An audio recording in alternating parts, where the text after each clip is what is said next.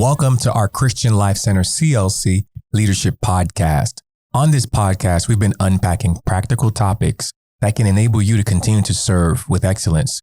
We've had so many guests on the podcast. We even had some people who returned back on the podcast to keep different topics of discussion going. Today we have Elizabeth here with us. Why don't you go ahead and greet everyone? Hi, everyone. It's an honor to be here sitting across from these two pastors, just getting to dive into this study today, right? On 12-week goals. Absolutely. And you've been here now for like a little over 11 years. 11 years. Hard to believe. Hard to believe. And of course, we have Pastor Tom with us. Pastor Tom. So good to be back, man. It's good to have. If you are watching this episode for the first time, you may be wondering why the setup is this way. We set it up this way so that we can ask Pastor Tom all the questions as well as the guest. No way. Yeah, because often, we always put him in the seat of being the person that perhaps is facilitating. But this gives us an opportunity, Right, to extract the wisdom from him, right, Pastor Kevin? Oh my goodness, my accent, right? Some of you don't know this, but I'm quarter Dominican. So I'm quarter Dominican as well as Haitian. So you speak Spanish? I could speak a little bit of Spanish, okay. Un poquito. And of course I have some Creole. So if some of the language changes, it's because I'm switching languages back and forth. So don't get tuned out because of that. That's a good excuse in an international church, yeah. But just so you all know, we do ask the questions. I get to ask the questions so that we can glean as much insight and wisdom from those who are on the podcast with us. So that's why we formatted it this way, so that we can hear from Pastor Tom and those perhaps who are visiting with us. And today we have Liz. We're continuing the topic of 12-week year. Today's topic is commitment over comfort. I love that topic because sometimes, we got to push past our comforts, right? I love this quote. It says, commitment is doing the thing you said you were going to do long after the mood you set it in has left you. That's good. Here's the point. Commitment isn't contingent on feelings. My first question here is going to be for you, Liz. Why is it important to separate commitment from our feelings? Well, I think right away of the analogy of like when you just get married, right? And on the day of, it's the most exciting thing and you're making this commitment and you're in it for forever. And sometimes as time goes by, you experience different seasons, you experience different emotions. It's just natural over time, right? But you go back to sometimes that very first day, your wedding day, or the moment where you make that commitment and you make that pledge. It's the same with when we have other family members, right? We have children, we have our spouses that we're saying, hey, as family, we're committed to you. That even when the seasons change and the times change, we know that we're not going to just throw them out, right? We're going to help work through certain things. We're going to stand by each other. We don't walk away from that. And I think it still goes back to the call to those people, call to be a parent, the call to and the commitment to our spouses. And when we think of it from the concept of like, we're leaders, right? We're volunteers. While we may not have blood ties to some of these people, we are tied to them through Christ. So the same commitment sometimes that we give to our family members and those nearest and dearest to us, for the call, ministry-wise or where we serve, we've got to remain committed even when sometimes seasons change. Even when there are ups and downs, we might rub with a volunteer, There's just got to be times where we stay consistent, we stay committed, and remember why we do what we do and who we do it for. That's really good. And our emotions are really going to be a roller coaster, right? It's going to be up, it's going to be down. We're not going to like someone for a time, right? That happens even with our spouses. I may not like you sometimes, right? But we're committed to each other.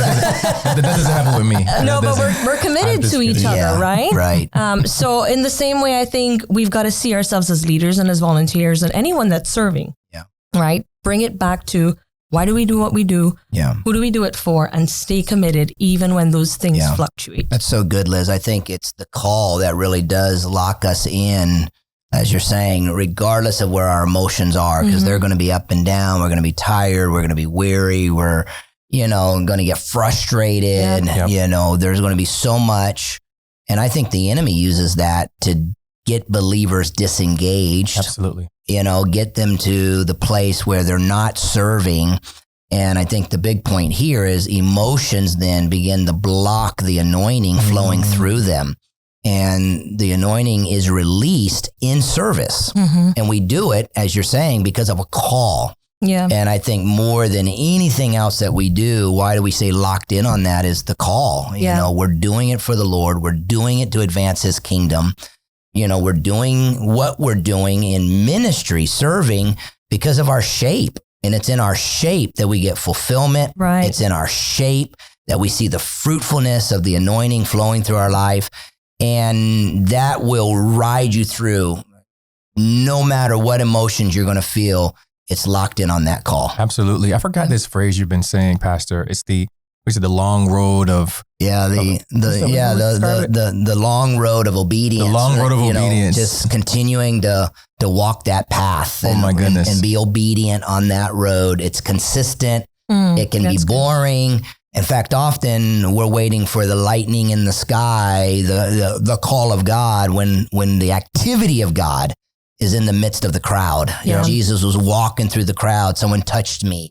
You know, in the midst of the crowd, my daughter needs this, my son needs that. And the ministry flows as we're walking the road. Absolutely. And we're waiting for the mountaintop, you know, we're waiting for the call, you know, the evangelist to come and, you know, be my opening, you know, worship leader. Right. And you're not even leading worship at your local campus or on an encounter or something. Right. You got to step out in the call and it'll override any emotion. Yeah, and be faithful with those little things. I personally just like to stand by. I want my yes to be a yes. That's good. You know, I want to make sure that if it can be my husband, my kids, my ministry commitment, family, whatever it looks like. Yeah. Friends, if I make a commitment to get together with you, I want my yes to be a yes. Yeah. And even when emotions change, I still want my yes to be that yes, because I want to stand firm on what I've made that commitment to do. And when the emotions do come in, we have to step out and say, okay, we can't trust those emotions that are not stable, right? We're going to trust when things are not the best or working out the rest. We're going to stand and trust on the one who we know is reliable, who we know is steady, who we know is constant. The Bible is based on covenant and promises and oaths and all these things. Whew. So I'm saying I want to that mic. I want to be that same thing with the little things. Yeah. You know, that's so good. Liz, I mean, you're hitting it right on. And that's the challenge. And we know, because, you know, we all work at the church and in the church and with a lot of people, that society is wrestling with commitment. Mm-hmm. Absolutely. And we see it even in signups, and, you know, they'll come in the last week, right? You know, because there's that uncertainty, or they can't commit. The uncertainty and lack of commitment and fulfilling commitment. Yeah. Now, again, why? It's at the end of the day, it's to the Lord. You know, at the end of the day, what we're doing is advancing and building his kingdom, and my yes is to him first. Yeah. But now it flows through a local body. Mm-hmm. His body is the church. So my yes then flows through, where has God planted me and how does God want to use me? Yeah. That's really good. This next quote from the book, 12-Week Year, it says, push past your comfort zone. That's where growth happens. The point here is serving can be uncomfortable. We just touched on that as well. So Pastor, this question I have for you is, how can we use the 12-Week Year method to help us push past, that's a tongue twister, help us push past discomfort and grow in servant leadership? So, Kev, I'm not quite sure where to take the answer, but, you know, I think last episode we talked about that the vision that God has for our life, it's not just CLC's vision for our life. Right. That's got to lay over, you know, our ministry. I think is where that question's going, right? And pushing past and in the call. Yep. So if I'm understanding with clarity here, then it would be that the vision's got to drop over my ministry. So let's say I'm a ministry leader, you know, of a certain department, and I've got a team of volunteers. As the ministry leader, I've got to be asking, how am I helping, first of all, my team experience God? You know, am I doing what we call prompting prayers with them? Am I encouraging their Bible engagement? Am I, you know, praying with them in meetings and in revival times? Are we connecting together? You know, and, you know, I got to ask that. Or, you know, maybe we got to have a hangout night. Maybe we have a barbecue. You know, we've got to walk through that. We got to drop that over the the template of that. It's got to drop over the ministry. Absolutely. Yeah, when we use words like servant leadership, we know it's based off of empowering others and equipping others and bringing them alongside so that you're walking the journey, or you're leading them, or you're guiding them towards something. Yep. This next quote here is going towards you. So it says, "You have to want the results more than you want the comfort of the status quo."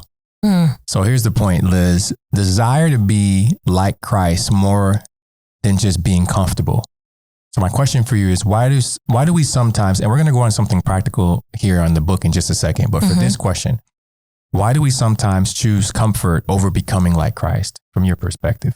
Well, I think we're not battling against just our own emotions and our own pace of life and all of these things, right? We know that the enemy wants to keep us stagnant, wants to keep us lukewarm, wants to keep us in comfort zones.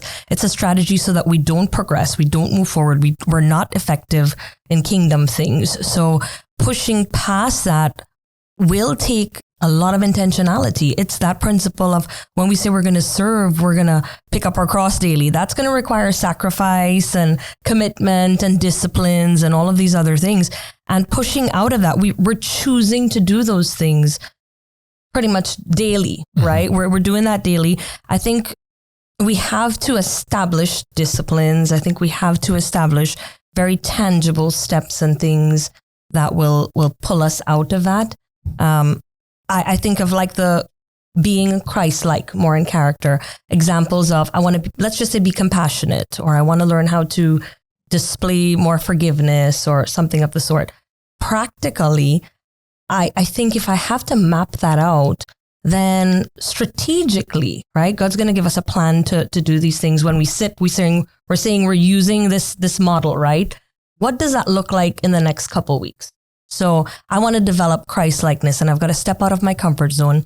Then if I'm going to be more compassionate, I'm not going to use the excuse that I'm an introvert, and I'm not going to engage in conversations with more people so that I can intently listen a little bit more, so that I can express more like empathy towards people. That's going to take me stepping out. If I sit and I map this thing out and I say, that's one of the things that I want to work on.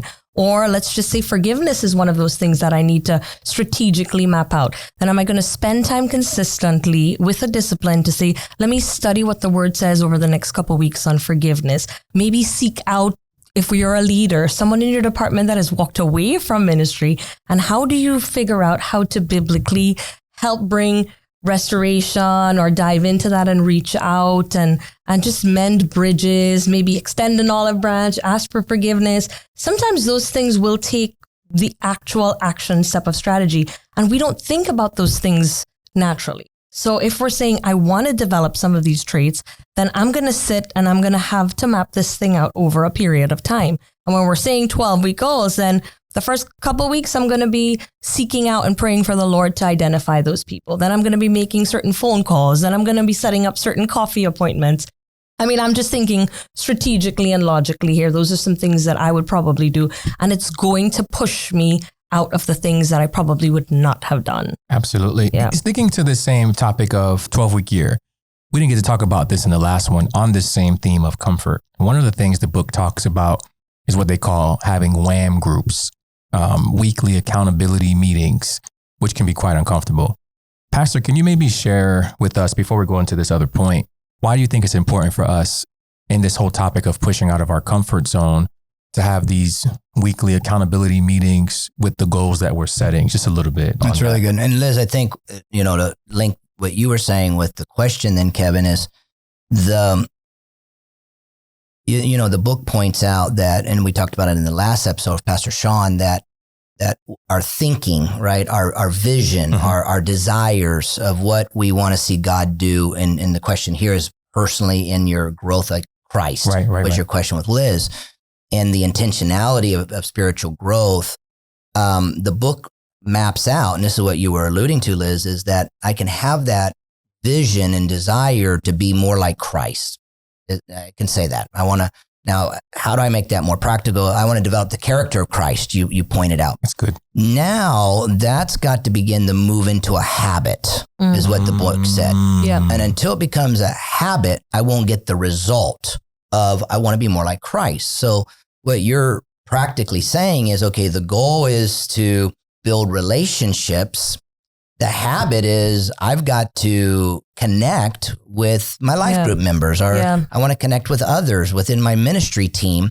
And, we're going to go out to lunch after Sunday. We're going to, meet up before Wednesday night service and have dinner. Bring others with you in what you have to do anyway. And you have to eat, and so you gave the habit of what you were going to schedule. Right. And now that's going to lead to the result of what? We wanted to increase in relationships. Yeah, and then it's a measurable, tangible thing. It's measurable thing. now. Yes. And I think I said in the last episode of Pastor Sean that, I was scheduling a couple times a month where we wanted to go out and have dinner and build relationship with others. That becomes the habit that's going to lead me to the results of what I want to do. Now, how does that link to the WHAM group? And we do this with the staff, and it's easy in a staff environment, going to be more challenging, in your ministry team or in your life group. But if you're intentional and you say to 2 or 3, hey, let's really, and we have some resources. I know that we're probably posting that where the resources will help you to map this out practically. But the WHAM group, it's weekly accountability meeting is what WHAM stands for. Weekly accountability meeting, where, okay, let's say the 3 of us are going to say, hey, let's hold each other accountable. Good. I used an example, I think, in the last episode of Hugh and I saying, okay, we need to get a trust, right? We want to do this in our life. Now, regularly, we're, hey, how are you doing? Did you get it? No, I done it done. It's not guilt. It's more of a prodding. And then finally I beat him, right? The competitive side of me, I got it done first. We won't tell him. And now everybody's going to say it, right? And so now there was some motivation, to doing it. Well, that's what we're doing is, if we're holding each other accountable. Now the book takes it to another step, and our resources allow you to do this, but that is the habits that begin tactically then to be mapped out, right? These are the little steps of what I need to do. So if I want to lose weight, I'm going to count calories. I'm going to walk, 10,000 steps a day, go to the gym 3 times a week. I've got now some measurable little things that I have to do.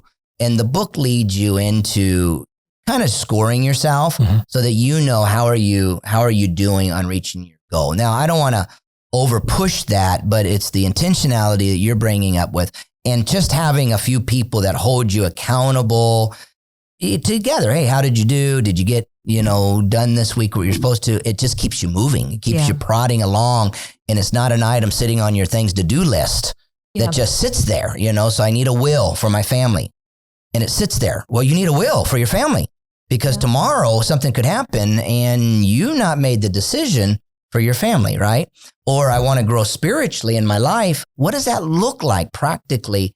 That's where, Liz, you link it so well for us in the habits that become tactical things. Yeah. I don't know what other word to use. The book calls it tactical. That's good. That then is going to lead to the result of what the logistics and the plan. Man, you've both good. written books, so you've walked that journey, even writing books, but I think like you mentioned life group. If one of my goals for a season was to make sure that I'm more intentional with my life group, then I'm scheduling a call or a one-on-one with each person each week over a period of 12 weeks. And I've hit everyone. Yeah, absolutely. So it's little strategic things that if I want to serve God, and part of serving God is serving in ministry, when I get the requests, to how does it come out? Planning center. CCB, and I have to scheduling. say yes, right? Right. Well, you say yes because you want to serve God, and I serve God by serving the family of God. Yes. I got to take the steps. I got to be intentional. I've got to determine. So I want to serve God, and I'm not in a ministry. I want to be more like Christ, and I'm not reading my Bible. I want to hear from God, and I'm not fasting. As simple as these things sound, these are the practical, we call them disciplines. The disciplines, steps that lead to the result of what we were on. Now, there's 9, by the way, spiritual disciplines. We usually only talk about 6 of them. Right. But there's 9. And when I implement those into my life, can I tell you I'm healthy? Yeah. Because God has built that into life. We teach and I'll end with this on my side. We teach, Kevin, to our staff. We used to call it morning matters. Oh yeah. Right. Oh yeah. And that was, and so let me say daily, because it may not work in the morning for some, but every day we were teaching that there were basically 4 things that needed to happen, right? Spiritually, I needed to feed my spirit. In my own intellect and soul, I'm growing. So what am I reading? I'm reading 12-week year right now. So I read 10, 12 pages. I'm spending time with God. I'm growing in my intellect, my knowledge, my desires and goals of life. If I want to learn about investments, and I want to understand what does that look like, well, I'm going to read some books on that. I'm going to start educating myself physically. Maybe you take a walk, maybe you go to the gym, and then what's called the bookend. And this is what the 12-week year lays out is I got to determine what do I need to do today. And at the end of the day, did I get done what I intended to do today? Oh, good. And if you'll take time to do that, just determine in the morning what are 3 or 4 things that you must do. You got to go to work. You got to, take the kids to the ball games. You got some of those things. But what are some other things that are on your personal goals that you're going to put? 3 a day. Put them on there. If you'll put them on there, and then at the end of the day, ask yourself, did I get it done? If I didn't, why didn't I get it done? Pastor Sean in the last episode said I might not have enough margin in my life to get it done. If I don't evaluate at the end, then I'm just living, just going through the motions, and we're not going to fulfill what God wants. Man, one of the benefits of this whole 12-week goal strategy is you don't see things just from a whole year, but when you look at it for segments at a time, you do get to go back often and evaluate things. You get to pivot, you get to see what works and doesn't, you get to figure out what you need to fast track, maybe what's not working. So I think that's one of the benefits of being able to go back and then constantly evaluate regularly. One of the resources that we provided to the staff before and to the classes, and maybe we'll have it here as well, is, and Pastor, I think Sean alluded to, mapping out these 6 or 7 different areas within life. And we have a tool that has you look out 5 years, so let's say, touching finance. So in 5 years, this is what I like to see in 5 years. In 2 to 3 years. So what is it in 2 or 3 years? And then this year, 1 year. Now we overestimate what we can do in 1 year. We underestimate what we can do in the 5 years. Good. And sometimes I fill up 1 year, but then I realize, okay, I can't do that much. My life can't be just all about me, right? There's other things. And so some of that might flow over to the 2 to 3 or 5 years. But now that 1 year goal hits the 12-week plan. Yeah. If I'm going to get this done this year, it's got to hit the plan. So Kevin, if I'm $20,000 in debt and I want to pay that off and I start mapping that out, I may realize, okay, I can't do it in 1 year without a miracle of God, right? An inheritance or something, but I can do it in 2 or 3 years. So instead of abandoning it, now it just becomes a longer goal. So for me on my list, paying off my house, in 7 years, how could I do that? And beginning to map out, what would that look like if I wanted to pay off my house in 7 years? Right. Well, I got to pay more money on my mortgage. Right. Well, okay. Put it on auto. Right. Payment. Yep. That baby goes out. And now it's happening because I've turned it into a habit that's going to end in Man, that's good. The problem is not that we don't have knowledge. It's when we don't execute with the information that we have. It's the lack of the action that keeps us paralyzed and we don't move forward. Right. And when we start, we get tired and we don't keep going. We get comfortable and then we think that means stop, or we should just keep going and keep finishing. Okay. Man, this is so good. You were uncomfortable and you were thinking you couldn't share anything. She was a natural. Yeah, Liz is a natural. We're gonna have Liz come back and do it every month with us. But thank you all so much for tuning in to 12-week year as we talked about this topic of pushing past our comforts, commitment over comfort. I hope this was a blessing to you. We look forward to connecting with you and seeing you in one of our services as you continue to serve in excellence. God bless you.